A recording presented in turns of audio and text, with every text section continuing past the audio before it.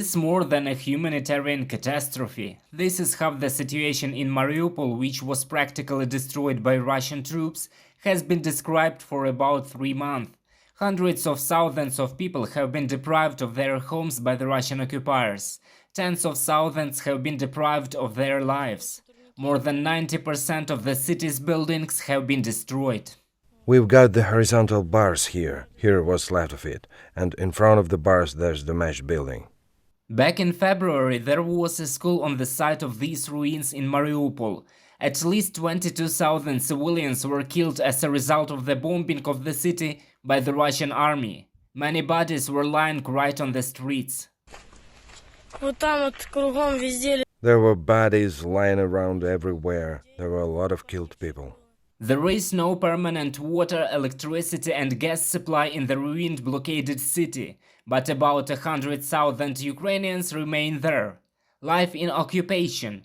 This is how the video was signed on the social network by reporter Artem Popov, a Mariupol resident who published this video. According to the authors, there are still ammunition, mines and tripwires lying in the streets of the city. Right there in the warehouse. There was a shell and mine. There are 12 TV screens broadcasting Russian propaganda on the streets of occupied Mariupol. People who stand in line for water or humanitarian aid have to listen to stories about the so-called Ukrainian neo-Nazis and bombing by the armed forces of Ukraine. But despite this, the partisan movement in the city is becoming stronger.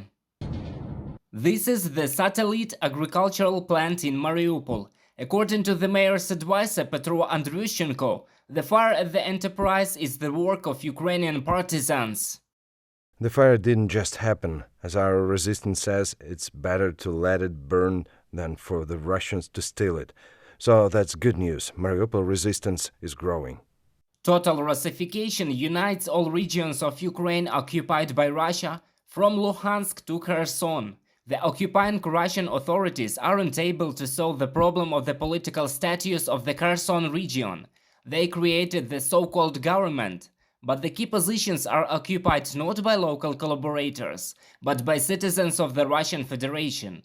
In order to organize a pseudo-referendum in the region, the Russian occupiers are planning to bring their own political technologists. The occupation administration of Kherson is expecting a group of political technologists to arrive from the Russian Federation to organize the preparation and holding of the referendum. They are planned to be accommodated in the Bordeaux Hotel, which has been taken under heavy armed guard. From the message of the main Directorate of Intelligence of the Ministry of Defense of Ukraine on Telegram. The step which, according to the Russian occupiers, should supposedly bring the Kherson region closer to Russia is the distribution of Russian passports.